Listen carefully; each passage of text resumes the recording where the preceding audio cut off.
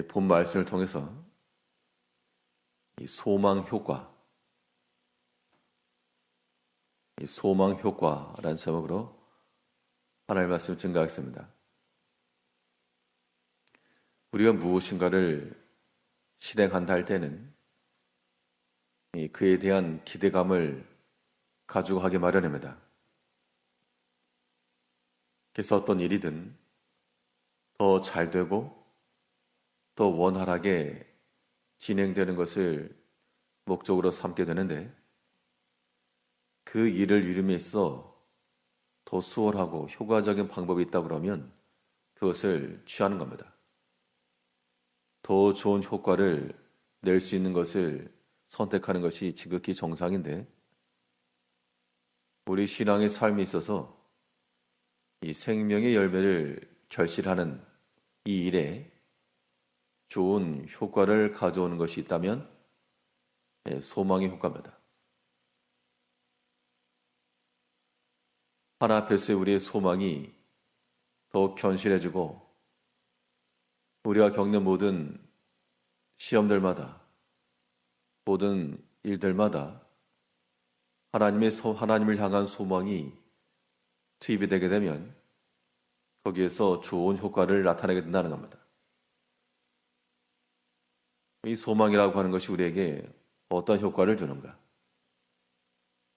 오늘 본 말씀을 통해 살펴보게 되면, 먼저 이 소망이 들어가는 자리에서는 영적 풍성함이 있을 것을 말하고 있습니다.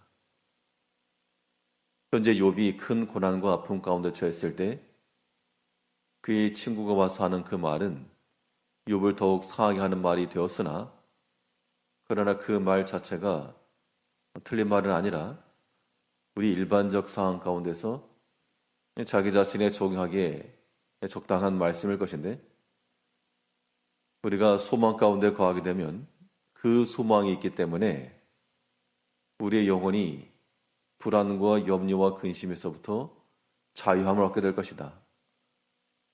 그 마음속에 든든함을 얻게 될 것을 말씀을 하고 있는데, 오늘 18절 말씀에서 내가 소망이 있으므로 든든할지며 두루 살펴보고 안전히 쉬리니 내가 누워도 두렵게 할 자가 없겠고 많은 사람이 내게 첨을 드리리라. 소망이 있으니까 든든하다는 겁니다.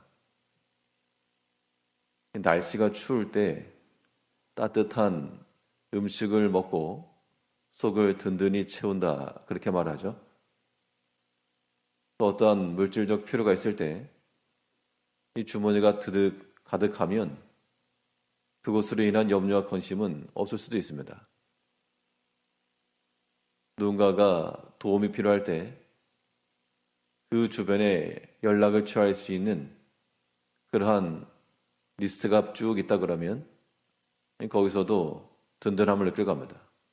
무엇인가 함께하고 내 뒤를 봐준다는 것으로 인한 든든함인데, 소망이라고 하는 것은 우리가 하나님으로서 우리 영혼을 채우는 것이고, 든든하니 하나님으로서 우리의 뒷배를 삼는 겁니다. 안전하게. 그래서 우리의 보호자시며 우리 힘의 원천이시며 때를 따라 은혜를 도우시는 그 하나님께서 우리와 함께 하심으로 우리가 모든 두려움에서부터, 염려와 근심에서부터 벗어날 수 있다는 겁니다. 그러니까 이것은 참으로 하나님께서 나와 함께 하시는 것에 대한 확신을 가지고 있는 자에게서라야 이러한 소망의 효과가 나타나는 겁니다. 하나님은 지금도 살아계시고 어디에나 계시며 무슨 일이든 가능하신 그 하나님이신데, 그 하나님에 대한 우리의 확고한 신뢰가 없으니 우리 마음은 여전히 허기가지며 여기 쌀쌀한 날씨 가운데 몸이 떨리는 것처럼 그러한 상태라는 겁니다.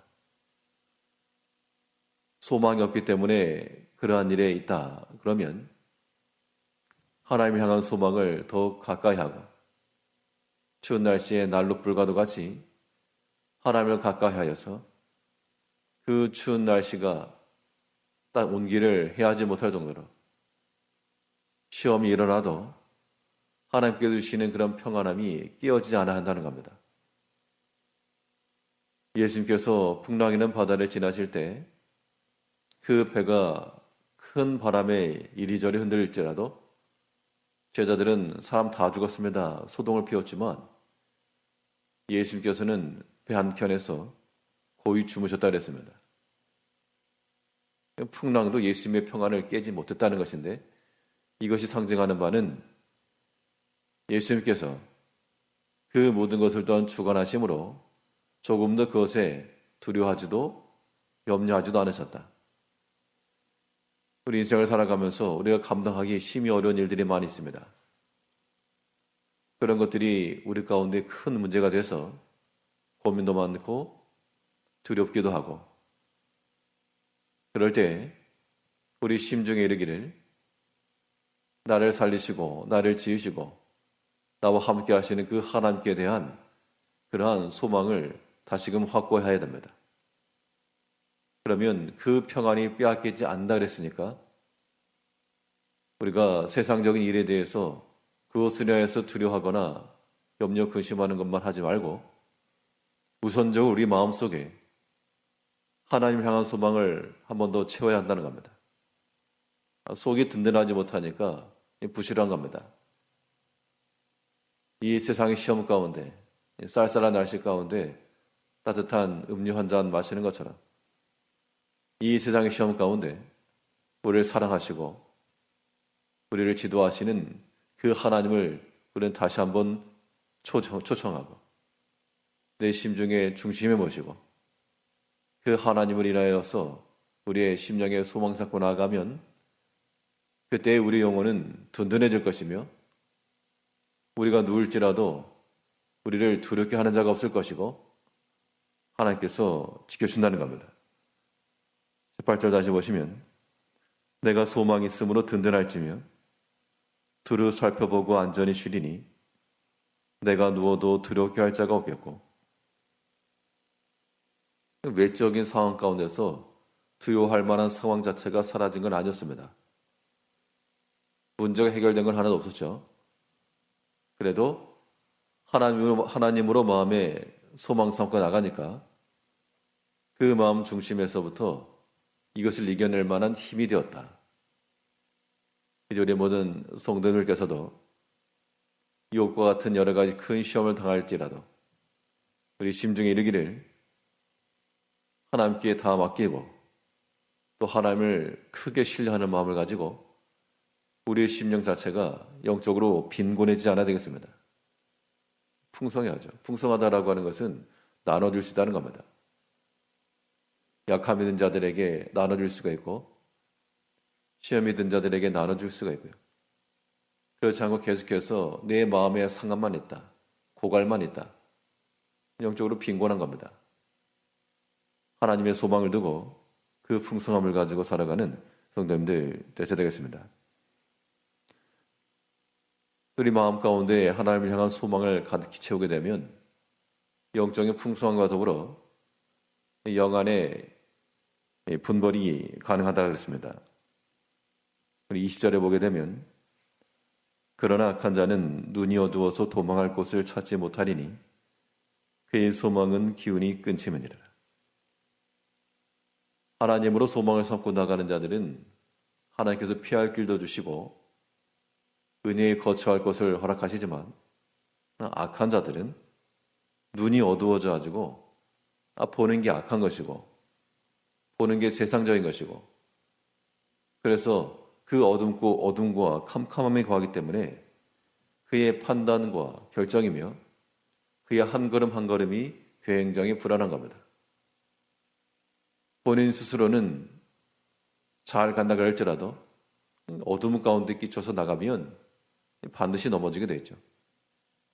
그렇기 때문에 이제 우리가 우리 마음속에 있는 그러한 악한 마음과 악한 동기와 모든 악한 계획들을 다 버리고 여기서 악하다라고 하는 것은 윤리적 도덕적 악한 걸 말하지는 않습니다. 그것도 포함되나 여기서 악한 생각이며 계획이며 실천이라고 하는 것은 하나님께서 기뻐하지 아니하시는 그 일들에 대해서 본인 스스로 알매도 불구하고 우리가 다 이 하나님을 섬기는 자들이기 때문에 다 다 압니다, 보통은.